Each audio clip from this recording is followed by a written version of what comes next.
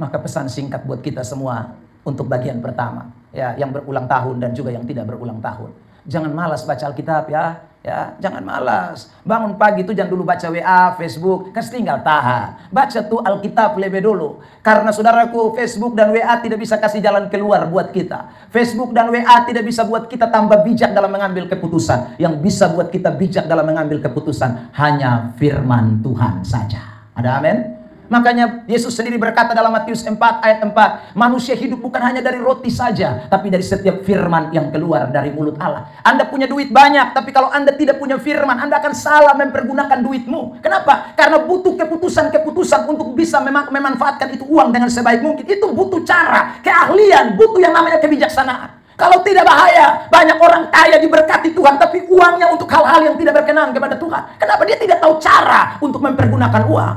Makanya jangan heran, orang tambah banyak doi, selingkuh tambah banyak.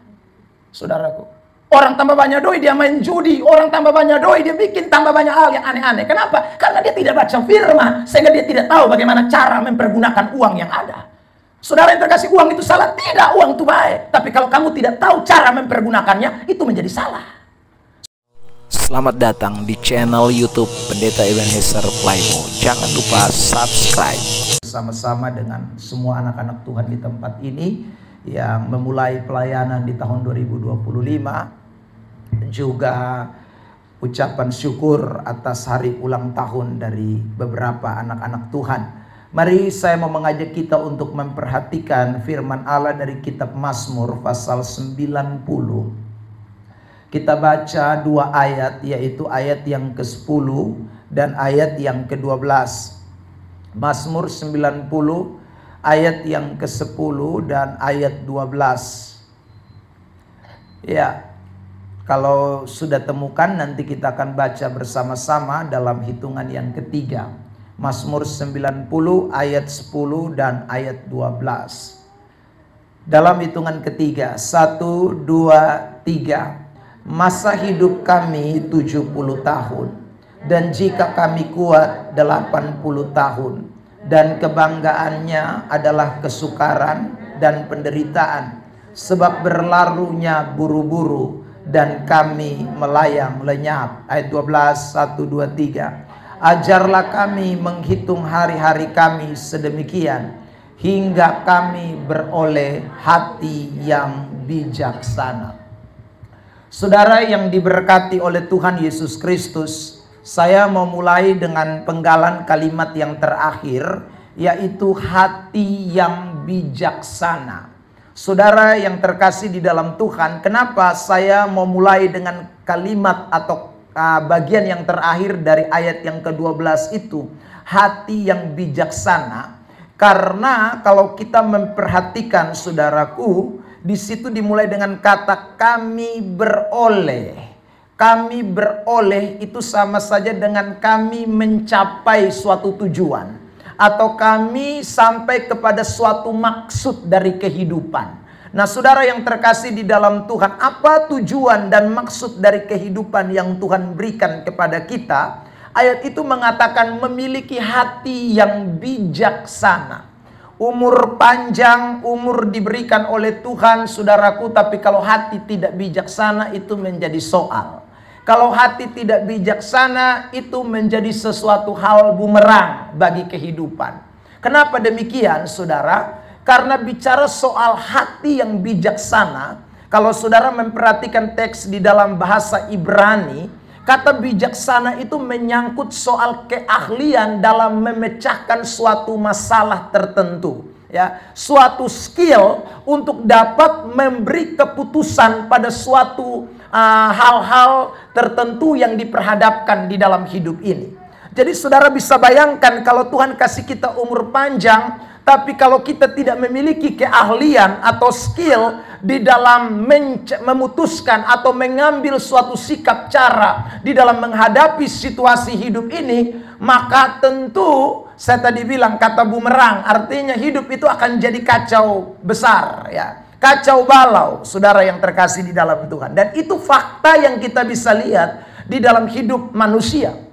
Berapa banyak orang-orang di dunia ini Yang saudara ketika diperhadapkan dengan suatu situasi kehidupan, dia tidak bisa ambil keputusan atau cara. Itu menunjukkan bahwa dia sebenarnya orang yang tidak bijaksana. Bijaksana tidak bicara soal pengetahuan, tidak bicara soal kepintaran, tapi soal cara bagaimana. Saudara yang terkasih di dalam Tuhan, orang bisa punya gelar banyak, S1, S2, S3, tapi kalau dia tidak bijak, dia tidak tahu cara ambil keputusan-keputusan di dalam hidup. Ya. Kalau dia tidak bijak, maka saudara yang terkasih dalam Tuhan, waktu dia menghadapi situasi-situasi sukar dalam hidupnya, dia akan ambil jalan-jalan yang keliru. Maka saudara jangan heran kalau kita temukan justru ada orang-orang yang kita pikir orang-orang secara intelektualnya mantap, orang dari sisi sekulernya kita lihat dia orang yang berpendidikan, tapi ternyata dalam menghadapi masalah kehidupan dia tidak dapat mengambil keputusan-keputusan yang tepat. Saudara yang terkasih di dalam Tuhan, maka kita mendengar ada rumah tangga yang cerai-berai. Kita dengar saudara yang terkasih dalam Tuhan, orang bisa ambil jalan-jalan pintas dengan cara lari ke hal-hal yang sifatnya bisa memberi keuntungan sesaat, ya, narkoba, obat-obat terlarang, segala macam. Itu karena sekali lagi mereka sudah tidak punya hati yang bijaksana. Sebab orang kalau memiliki hati yang bijaksana, dia tahu bagaimana cara untuk mengambil keputusan-keputusan di dalam hidupnya. Ada amin? Maka sekali lagi, kalau Tuhan kasih kita umur panjang, kalau Tuhan kasih kita bisa bertambah umur, satu hal yang kita tidak boleh lupa, hati yang bijaksana harus kita miliki. Ada amin? Nah, pertanyaannya sederhana, bagaimana kita bisa memiliki hati yang bijaksana? Mari kita lihat firman Tuhan pada malam hari ini. Dari kitab Mazmur 90. Diawali dengan kata, ajarlah kami. Saudara yang terkasih. Ajarlah kami. Kalau dibilang belajarlah, itu berarti suatu tindakan yang datang dari diri kita. Tetapi kalau dibilang ajarlah, itu berarti ada yang lain yang kasih belajar kita. Kalau dikatakan ajarlah, itu berarti ada oknum lain yang bekerja di sana, yang membuat kita ada di dalam suatu pembelajaran. Nah, saudara yang terkasih di dalam Tuhan, ini artinya bahwa manusia tidak bisa bijaksana dari dirinya sendiri. Manusia tidak bisa bijaksana dari kemampuan dirinya sendiri. Tapi manusia butuh diajari. Siapakah yang bisa mengajari kita sehingga kita beroleh hati bijaksana? Dialah Tuhan, pencipta langit dan bumi, pemilik alam semesta. Artinya kalau orang memberi hidupnya kepada Tuhan untuk diajari terus-menerus, maka orang itu pasti akan beroleh hati yang bijaksana. Ada amin? Makanya sebagai orang-orang Kristen, kita ini disebut murid-murid. Kenapa kita disebut murid? Karena sebenarnya kita butuh diajar, saudara. Sebab kalau kita tidak diajar oleh Tuhan, maka sesungguhnya, saudara yang terkasih dalam Tuhan, tadi saya katakan bahwa dari dunia sekuler mungkin kita berpendidikan. Dari dunia sekuler mungkin kita punya ilmu-ilmu, saudara. Dari dunia sekuler kita memiliki banyak pengetahuan. Tetapi saudaraku yang terkasih di dalam Tuhan, pengetahuan-pengetahuan yang kita peroleh dari dunia itu tidak bisa menyelesaikan persoalan-persoalan yang kita hadapi. Saya berikan contoh misalnya dalam kitab Amsal pasal 3. Alkitab mengatakan begini, saudaraku. Amsal pasal 3 ayat yang kelima. Percayalah kepada Tuhan dengan segenap hatimu, dan janganlah bersandar kepada pengertianmu sendiri. Saudara lihat, kalau pengertian manusia itu bisa memberikan jalan keluar, maka saudara yang terkasih tidak mungkin ini ayat bilang jangan bersandar pada pengertian. Tapi kalimat jangan bersandar kepada pengertian itu membuktikan bahwa pengertian manusia itu terbatas. Pengetahuan manusia itu terbatas. Dan tidak bisa membuat manusia bisa menemukan cara-cara untuk dia bisa keluar dari situasi kehidupan tertentu. Makanya betapa perlunya Alkitab mengatakan tadi, ayat yang kelima bagian A, percayalah kepada Tuhan. Sebab waktu kita percaya kepada Tuhan, kita sedang memberi diri kita diajar oleh Tuhan. Saudara yang terkasih di dalam Tuhan,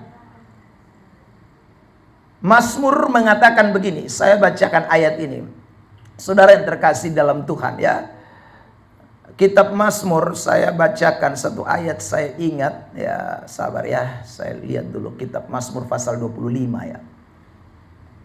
Saudara yang terkasih di dalam Tuhan, ini menarik sekali untuk kita semua memberi diri kita supaya diajar oleh Tuhan. Sebab tanpa diajar oleh Tuhan, maka kita tidak mungkin bisa memahami sesuatu di dalam kehidupan kita. Mazmur pasal yang ke-34 ya saudara, ayat yang kelima mengatakan begini. Saya bacakan firman Tuhan buat kita. 34 ayat yang ke-11, ayat yang ke-11. Marilah anak-anak, dengarkanlah aku, takut akan Tuhan akan kuajarkan kepadamu. Saudara yang terkasih dalam Tuhan, lihat ini ayat ya.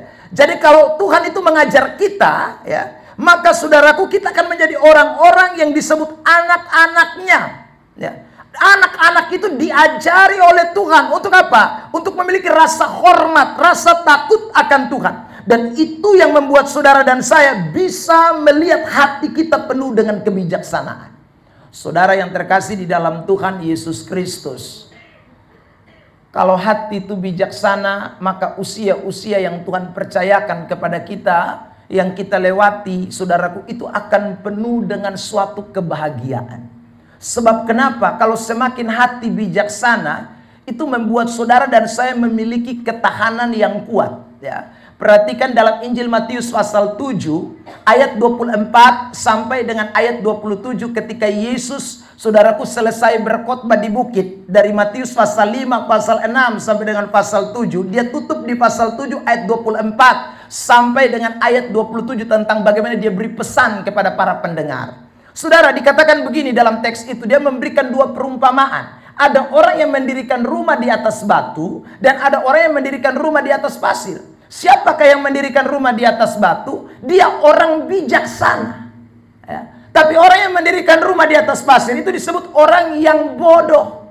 Nah saudara yang terkasih dalam Tuhan, siapakah orang bijaksana yang mendirikan rumah di atas pasir, di atas batu? Kalau kita baca ayat 24 itu dikatakan orang yang mendengar firman dan melakukannya. Artinya orang-orang yang memberi dirinya diajar oleh Tuhan. Orang-orang yang mau dengarkan firman Allah, menjadi murid Tuhan. Orang-orang itu akan bijak waktu dia membangun rumah kehidupannya, waktu dia membangun rumah pekerjaannya, rumah pelayanannya, rumah tangganya, rumah keluarganya. Dia akan bangun dengan cara yang tepat, dengan solusi yang tepat, dan orang itu pasti berbahagia. Ada amin?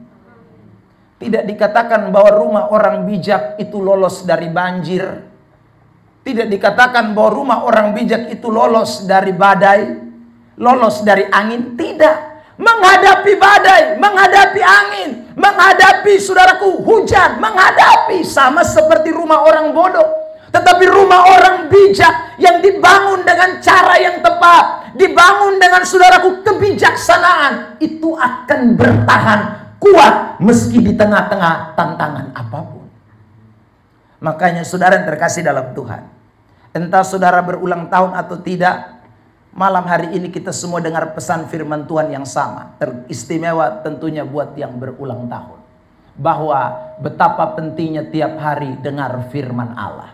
Sebab waktu kita dengar firman, kita mau melakukan kebenaran, kita tambah diajar oleh Tuhan. Kalau kita diajar oleh Tuhan, tambah hari kita punya cara-cara untuk dapat menyelesaikan masalah dalam hidup ini. Kita punya cara-cara untuk dapat mengambil keputusan-keputusan dalam hidup ini. Kita punya keahlian-keahlian untuk bisa melihat jalan keluar. Karena sekali lagi ada firman yang mengajar kita setiap hari. Beri tepuk tangan terbaik buat Tuhan Yesus Kristus.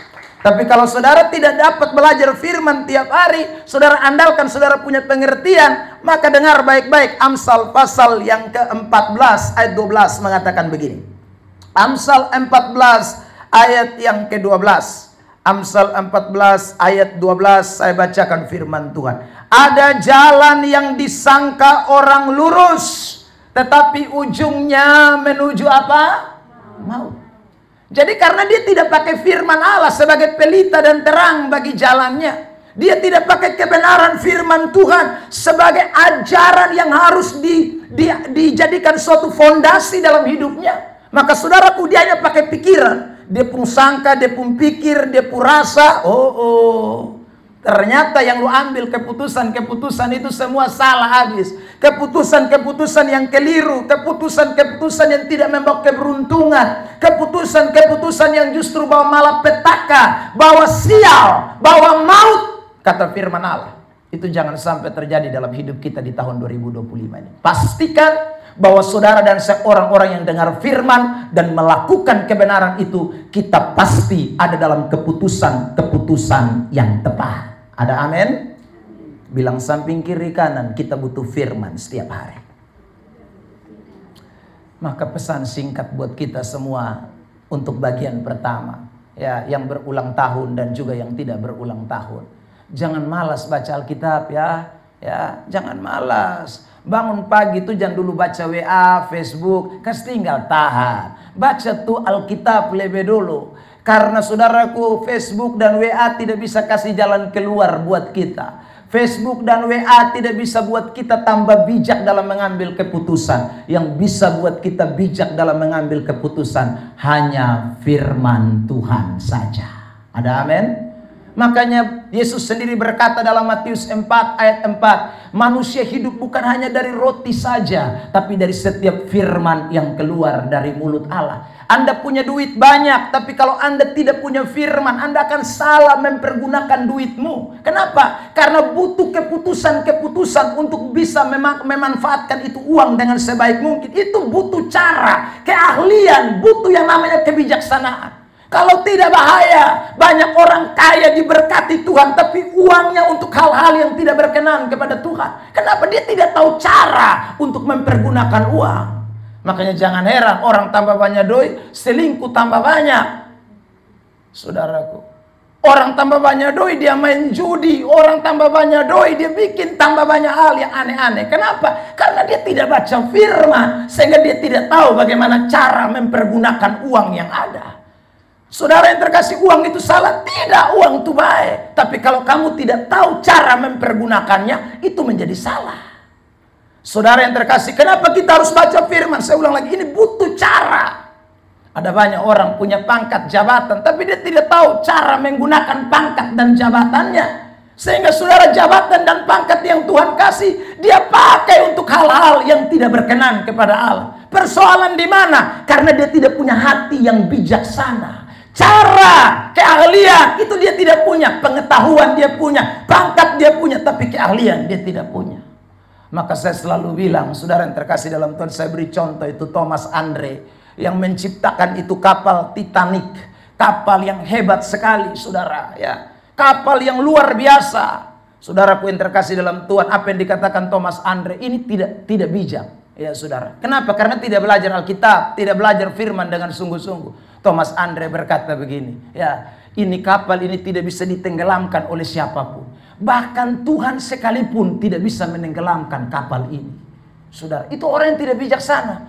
Dia pikir dengan dia buat kapal secanggih itu, maka Tuhan tidak bisa tenggelamkan. Saudara, ironisnya, pelayaran pertama, bukan kedua, pelayaran pertama. Dan Titanic langsung menabrak gunung es. Dan saudara yang terkasih dalam Tuhan, tinggal sejarah sampai hari ini. Kapal yang canggih, kapal yang begitu luar biasa. Tetapi kalau Tuhan yang hancurkan, tidak ada satu bisa macam-macam. Ada amin? Maka butuh hati bijaksana. Jadi saudara bikin kapal tidak salah. Tapi kalau hati tidak bijaksana, akhirnya Tuhan juga kita lawan. Tancredo Neves, seorang yang saudaraku mau jadi presiden di Brasil. Ya.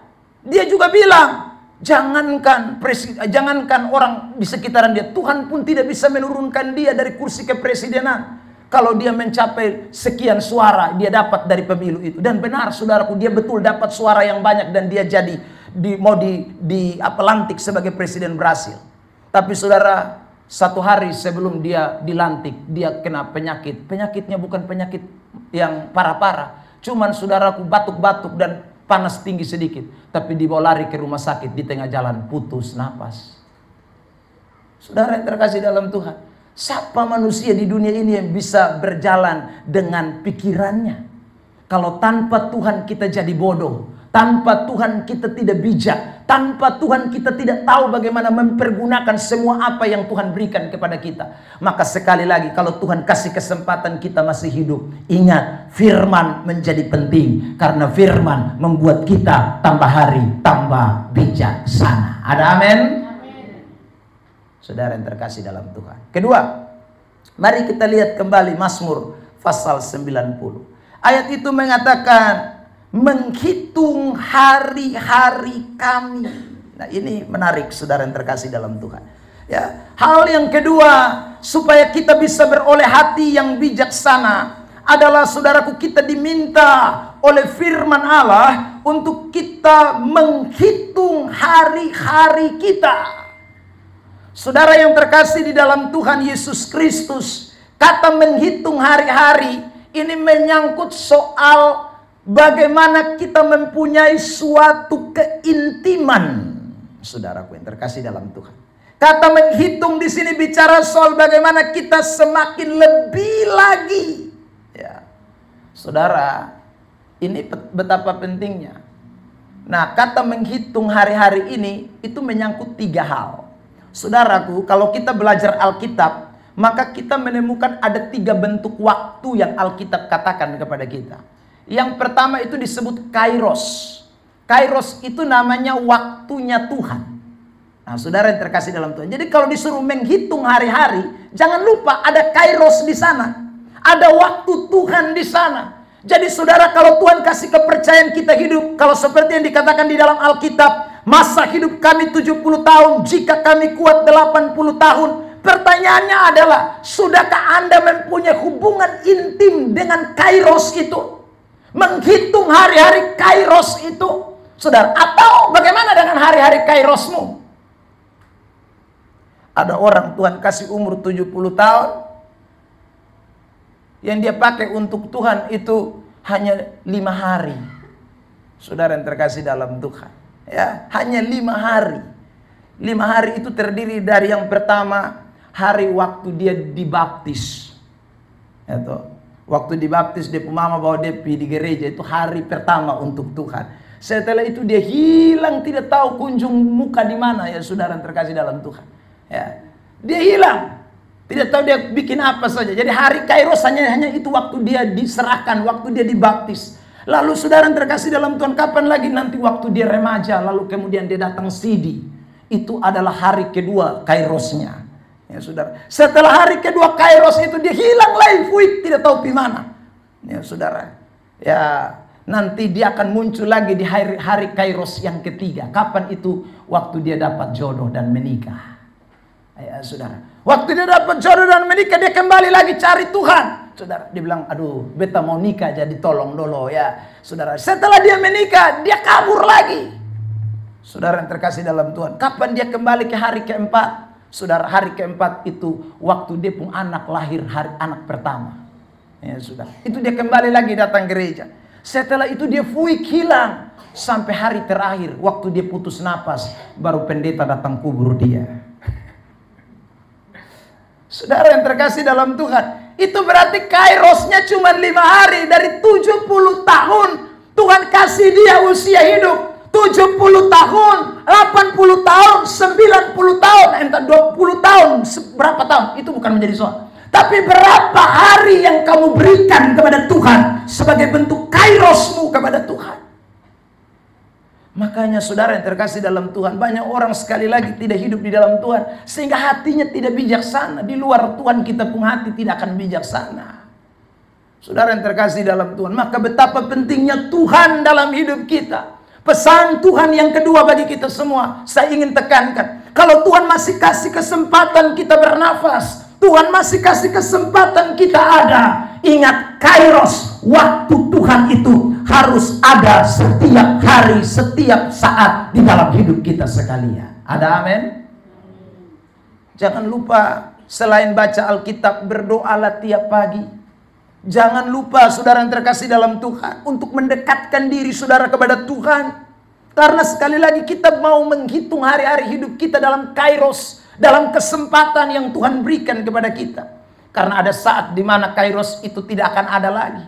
Ya. Makanya Rasul Paulus berkata dalam Filipi pasal 1 ayat yang ke-20, 21, dia bilang begini, kalau aku masih hidup di dunia ini, saudaraku, itu berarti hidupku bagi Kristus. Hidupku bagi Kristus, saudaraku. Artinya dia tahu ini waktu yang ada ini, ada kairos di sana. Ada waktu Tuhan di sana yang dia harus manfaatkan.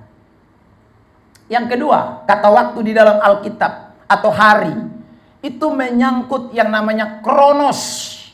Kronos itu apa? Kronos itulah hari Senin, Selasa, Rabu, Kamis, Jumat, Sabtu, Minggu, tanggal 1, tanggal 2, tanggal 3, tanggal 4, bulan Januari, bulan Februari. Saudara, tahun 2024, 2025, itu namanya kronos. Tadi kairos, waktu Tuhan. Ada kronos, saudara yang terkasih dalam Tuhan. Nah, kita ini sedang hidup di dalam suatu masa yang namanya masa kronos. Saudara, apa yang saudara kerjakan di waktu kronos ini? Ingat baik-baik.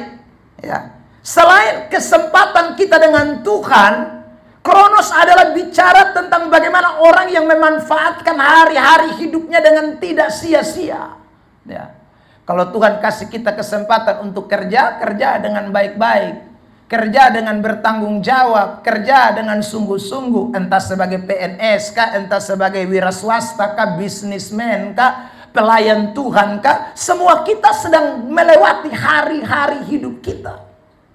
Nah, dalam waktu kronos itu Tuhan tidak suka dengan orang yang bermalas-malas. Makanya kalau saudara baca kitab Amsal pasal 6 ayat 6 dan seterusnya, Alkitab mengatakan di sana, Tuhan bilang, hai pemalas, pergilah kepada semut dan perhatikanlah lakunya dan jadilah bijak.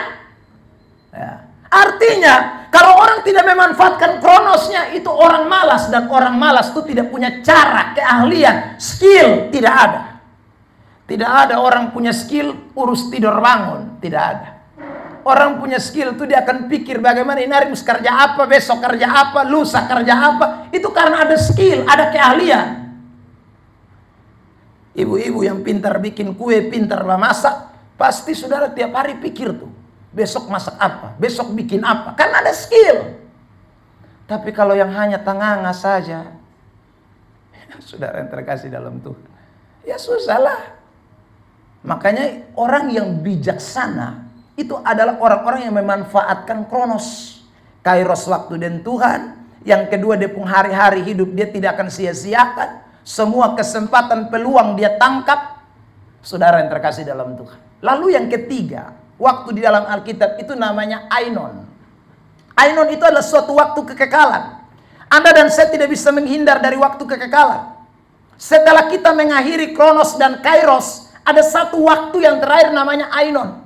Dan waktu ainon itu hanya ada dua tempat, neraka atau sorga, tidak ada tiga.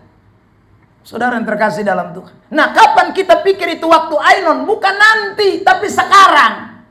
Jadi waktu kita ulang tahun, saudara yang terkasih dalam Tuhan, saya selalu bilang, karena orang waktu ulang tahun itu tidak tahu sebentar nanti ada tiup lilinnya atau tidak. Ya. Tapi kan, saudaraku, untuk apa kita tiup lilin? Ya, tiup lilin itu sebenarnya menunjukkan bahwa meskipun kita menyanyi lagu panjang umurnya, tapi sebenarnya semakin kita ulang tahun itu semakin pendek kita pun umur. Makanya habis nyanyi panjang umur tiup lilin, saudara. Kenapa? Supaya cepat mati itu maksudnya. Ya, karena tidak ada orang bisa menghindar dari kematian. Semakin saudara berulang tahun, semakin dekat dengan kematian, bukan tambah jauh. Ya, bukan tambah jauh. Kalau lihat dari kita ulang tahun ke lahir, panjang umur. Tapi kalau lihat dari ulang tahun ke hari mati, tambah dekat. Tambah dekat. Seandainya saudaraku ulang tahun kali ini, ya saya nanti ulang tahun bulan April, itu ulang tahun ke-43. Saudara, berarti kalau misalnya Tuhan sudah tetapkan mati umur 46 misalnya, maka sisa berapa? 43, 44, 45, 46. Tinggal 3 tahun. Tapi persoalannya kan kita tidak pernah tahu 3 tahun itu, saudara. Sehingga kita tetap puji Tuhan. Panjang umurnya. Padahal 3 tahun lain. Maka Anda dan saya mesti tahu ada waktu kalau setelah 3 tahun itu di mana? Ainon, waktu kekekalan. Waktu kekekalan. Hanya ada sorga dan neraka. Botongson bisa pilih tanpa ketiga. Tadi istri saya buka ya Facebook, lalu kemudian ada orang bikin surga katanya di planet Venus. Ya, dia bilang ini surga di planet Venus, saudara yang terkasih dalam Tuhan. Nah, kita tidak pernah tahu surga itu ada di mana. Yang pasti bukan di planet Venus, bukan. Saudara yang terkasih, Paulus memberi kesaksian bahwa dia sampai ke langit ketiga. Langit ketiga itu surga, tapi tahu di mana? Saudara yang terkasih dalam Tuhan. Tapi yang pasti surga ada. Neraka ada. Nah, itu tempat terakhir, Ainon, kekekalan. Di sorga tidak ada hari lagi, Kronos. Di sorga tidak ada Kairos lagi. Di sorga tidak ada tanggal, bulan, Januari, Februari, Maret, tahun 2024, 2025. So, tidak ada lagi. Hanya ada kekekalan, abadi. Maka kita mesti pikir dari sekarang. Saudara yang terkasih dalam Tuhan, kalau kita pikir dari sekarang tentang waktu yang akan datang, hati kita akan bijaksana. Kita akan beroleh hati bijaksana. Kita akan tahu bagaimana cara-cara hidup kita. Kalau saudara baca dalam Injil Lukas pasal yang ke-16, kita temukan cerita tentang Lazarus dan orang kaya. Kita temukan di sana bahwa Lazarus itu orang yang punya hati bijaksana. Tetapi orang kaya tidak punya hati bijaksana. Sehingga kronosnya, kairosnya, dia tidak pikir soal ainon, waktu kekekalan. Sumati baru dia di sana batareak setengah mati. Ingat baik-baik saudara. Kita harus gunakan hari-hari hidup kita dengan sebaik mungkin. Karena ada saat di mana waktu ini akan berakhir. Kita semua punya tanggal masing-masing. Ya, tapi yang pasti kalau Tuhan belum datang, kita yang akan mati dan pergi. Ya, saudara. Kalau Tuhan datang, dia jemput kita. Tapi saudara, kalau Tuhan belum datang, maka kita yang akan meninggal menyongsong hari Tuhan yang akan datang itu. Tidak usah takut dengan kematian. Kematian itu barang biasa. Ya, saudara yang terkasih dalam Tuhan. Yang penting hatimu bijaksana selagi masih hidup ini. Ya, supaya kalau Tuhan datang kembali, kita semua beroleh kebahagiaan. Saudara yang terkasih di dalam Tuhan. Saya baca ayat 14 sebagai ayat penutup buat kita. Kenyangkanlah kami di waktu pagi dengan kasih setiamu, supaya kami bersorak-sorai dan bersukacita semasa hari-hari kami. Buatlah kami bersukacita seimbang dengan hari-hari Engkau menindas kami, seimbang dengan tahun-tahun kami mengalami celaka. Biarlah kelihatan kepada hamba-hambamu ini perbuatanmu dan semarakmu kepada anak-anak mereka. Kiranya kemurahan Tuhan Allah kami atas kami dan teguhkanlah perbuatan tangan kami. Ya, perbuatan tangan kami, teguhkanlah itu. Kalau saudara beroleh hati yang bijaksana, Bapak, Mama, Saudara semua yang terkasih dalam Tuhan, maka Tuhan bilang Tuhan akan kenyangkan saudara. Ya, orang bijaksana itu Tuhan akan kenyangkan dia. Dia pun hari-hari hidup akan bersuka cita. Dia akan melihat saudaraku bagaimana Tuhan akan melakukan hal-hal yang luar biasa. Semarak-semarak kemurahan Tuhan, perbuatan tangan Tuhan akan menyertai hidup orang-orang yang bijaksana. Amin. Kiranya kita semua yang hadir pada kesempatan malam hari ini, saudaraku, kita mau jadi orang-orang yang beroleh hati bijaksana. Ya, ingat baik-baik, kalau saudara punya hati bijaksana, Tuhan akan berkati hidup dalam apa yang Tuhan percayakan kepada saudara. Dan itu yang menjadi kerinduan kita sekalian. Tuhan Yesus memberkati kita dengan firman-Nya. Sama-sama kita bilang, saya mau hati bijaksana. 1, 2, 3. Ya, saudara, 2 hal penting supaya kita hati bijaksana. Yang pertama, sama-sama katakan, saya mau belajar firman Tuhan. Dari Tuhan, bukan dari diri saya. Ya, jadi tiap hari ingat, minta Tuhan ajari saya. Ajari terus, minta saya jadi murid Tuhan yang setia belajar tentang Tuhan. Yang kedua, kalau kita mau punya hati yang bijaksana, sama-sama kita katakan sesuai dengan teks tadi, hitung hari-hari. 1, 2, 3. Sama-sama bilang, jangan sia-siakan kesempatan. Bilang samping kiri kanan, kairos. itu waktu Tuhan. Kronos itu waktu saya dan saudara. Dan ada ainon, waktu kekekalan. Pikir dari sekarang. Ada amin? Tuhan Yesus memberkati kita semua. Mari kita bersyukur buat firman Tuhan. Satu pujian kita nyanyikan dan kita mau bersyukur. Oleh karena